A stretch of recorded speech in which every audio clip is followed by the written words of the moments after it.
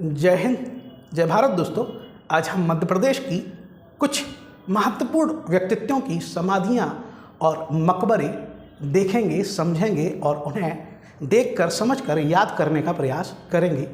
मध्य प्रदेश की समाधियों की बात हम शुरुआत करते हैं। मध्य प्रदेश में सबसे बड़े व्यक्तित्व तानसेन की समाधि से, तानसेन के मकबरे से। जो तानसेन का मकबरा ग्वालियर में है, तानसेन को उनके गुरु मोहम्मद गौस खां के मकबरे में ग्वालियर में दफनाया गया है। ये गुरु शिष्य परंपरा का मकबरा ग्वालियर में है और ये मध्य प्रदेश का सबसे बड़ा मकबरा है, तानसेन और मोहम्मद गौस खां का मकबरा। फिर आते हैं हम रानी लक्ष्मीबाई, जो रानी लक्ष्मीबाई जिनकी समाधि, हाँ आप याद रखना कि मुसलमानों में या इस्लामिक पद्धति में जब व्यक्ति के मृत शरीर को दफनाया जाता है तो उसको मकबरा बोला जाता है, लेकिन हिंदुओं में दफनाने की नहीं, दाह संस्कार की पद्धति होती है। तो जहाँ व्यक्ति के शरीर को जलाया जाता है, उसका दहन किया जाता है, वहाँ पर बनती है व्यक्ति की समाधि।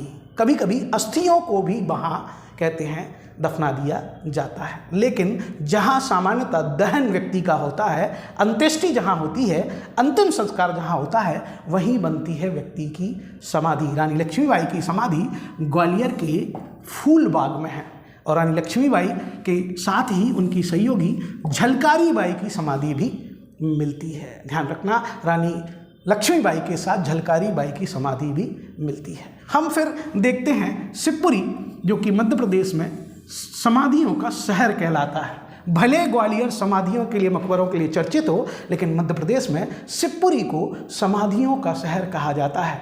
सिंधिया परिवार की अधिकांश समाधियां, छतरियाँ जो हैं वो सब की सब शिवपुरी में हैं। जैसे सांखराजे सिंधिया की समाधि आपके शिवपुरी में है, माधवराव सिंधिया की समाधि भी शिवपुरी में है और शिवपुरी में इन्हीं माधवराव के नाम पर राष्ट्रीय उद्यान भी है। इसके साथ महान क्रांतिकारी 1857 के विद्रोह में भूमिका निभाने वाले तात्या टोपे, जिनका वास्तविक नाम रामचंद्र पांडुरंग है, उनकी समाधि भी शिवपुरी में है। पीर बोधान का मकबरा भी शिवपुरी में है और इसी शिवपुरी में पीर बोधान का मेला भी लगता है, पीर बोधान का उर्स भी लगता है। तो ये शिवपुरी और ग्वालियर की समाधियां हुई। हम भिंड में मल्हार राव होलकर की समाधि का उल्लेख भी नवीन स्रोतों में पाते हैं। मल्हार राव होलकर कहते हैं, उनका उल्लेख हम भिंड में पाते हैं। फिर आ जाते हैं हम चंदेरी अशोकनगर में, एक महान संगीतज्ञ बैजू बावरा की समाधि मिलती है। जो बैजू बावरा, जिनका वास्तविक नाम बैजनाथ मिश्र था, वो बैजू बावरा तानसेन के समकालीन थे, तानसेन के संगीत के क्षेत्र में प्रतिद्वंदी थे। उन बैजू बावरा की समाधि अशोकनगर जिले के चंदेरी में मिलती है। और हम बात करते हैं नवीन रूप से, वर्तमान रूप से चर्चित 2018 में भारत रत्न पाने वाले नानाजी देशमुख, संघ के कार्यकर्ता नानाजी देशमुख, जिन्हें 2018 में कहते हैं, 2018 में भारत रत्न से कहते हैं सम्मानित किया गया। उनकी समाधि मध्य प्रदेश के सतना जिले में चित्रकूट में है। चित्रकूट उनकी कर्मस्थली थी नानाजी देशमुख की, इसलिए नानाजी देशमुख की समाधि मिलेगी आपको चित्रकूट में। फिर आगे बढ़ते हैं, हम कहते हैं मंडला, गढ़ मंडला, गौड़ों की रानी गढ़ मंडला कहते हैं, वहाँ पर रानी अवंती बाई और उनकी सहयोगी गिरधारी बाई की समाधि मिलेगी। जैसे हमें ग्वालियर में झांसी की रानी लक्ष्मीबाई और झलकारी बाई की समाधि मिली थी, ऐसे ही हमें मंडला में अवंती बाई और गिरधारी बाई की समाधि मिलेंगी। पर कुछ नवीन स्रोत इस मंडला को डिंडोरी भी बताते हैं कि अब वो मंडला नहीं रहा, डिंडोरी भी वो हो सकता है। कुछ नवीन स्रोतों में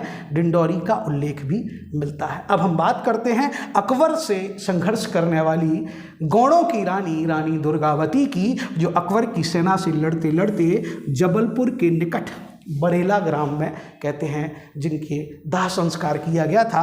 तो जबलपुर के निकट बरेला ग्राम में समाधि है रानी दुर्गावती की। जिन रानी दुर्गावती को के नाम पर ही जबलपुर में रानी दुर्गावती विश्वविद्यालय का निर्माण किया गया है, उनकी समाधि बरेला ग्राम आपके जबलपुर में मिलती है। हरदा में कहते हैं, हरदा में आपके कान्हा बाबा की समाधि का उल्लेख मिलता है। बुरहानपुर जो कि मध्य प्रदेश में दक्कन का द्वार कहलाता है, सबसे दक्षिणी जिला है, उस बुरहानपुर में सबसे पहले मुमताज़ महल जब उनका निधन हुआ था तो मुमताज़ महल को निधन के बाद सबसे पहले दफनाया गया था बुरहानपुर में, इसलिए आज भी वहाँ मुमताज़ महल की कब्र नाम की जगह मिलती है। सीहोर में कहते हैं, सीहोर में महान क्रांतिकारी कुंवर चैन सिंह की समाधि मिलती है, जिन्हें मध्य प्रदेश का मंगल पांडे भी कहा जाता है। कुंवर चैन सिंह की समाधि सीहोर में मिलती है। मध्य प्रदेश के चर्चित संगीतकार,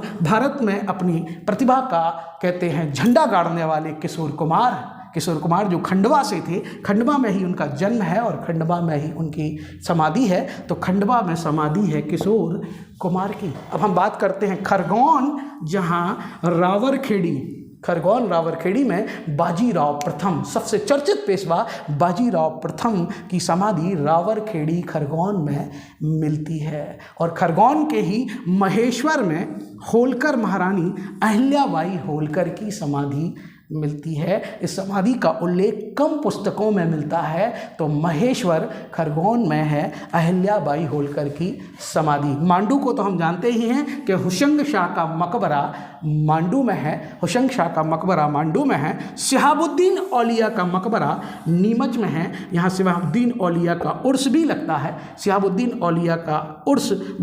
और शहाबुद्दीन औलिया का मकबरा नीमच में है। फिर हम बात करते हैं मांडू की रानी रूपमती, जो रानी रूपमती महल मांडू में है, उन रानी रूपमती की और उनके पति बाज बहादुर की समाधि कहते हैं सारंगपुर राजगढ़ में है। सारंगपुर राजगढ़ में जो मांडू की हैं, लेकिन उनकी समाधि मिलती है सारंगपुर राजगढ़ में। तो सारंगपुर राजगढ़ में समाधि है रानी रूपमती की और बाज बहादुर की। इस तरह हमने संक्षिप्त रूप से मध्य प्रदेश की समाधियाँ पढ़ी। ऐसी ही जानकारी के लिए आप हमसे जुड़ें। जय हिंद, जय भारत दोस्तों।